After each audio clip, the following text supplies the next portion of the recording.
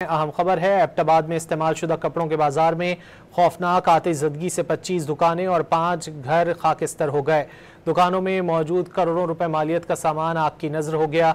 एबटाबाद के इलाके मंडिया में कायम लुंडा बाजार में खौफनाक आग लगी।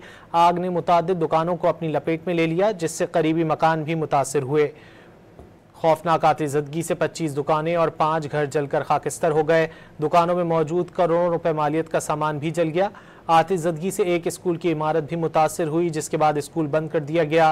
काफ़ी जिद्दोजहद के बाद आग पर काबू पा लिया गया। अहम खबर है। एबटाबाद में इस्तेमाल शुदा कपड़ों के बाजार में खौफनाक आतिशज़दगी से 25 दुकानें और 5 घर खाकिस्तर हो गए।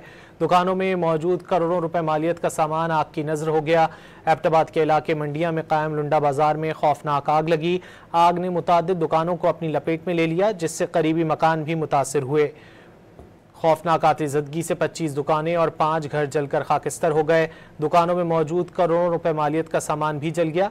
आतिशज़दगी से एक स्कूल की इमारत भी मुतासिर हुई, जिसके बाद स्कूल बंद कर दिया गया। काफ़ी जिद्दोजहद के बाद आग पर काबू पा लिया गया।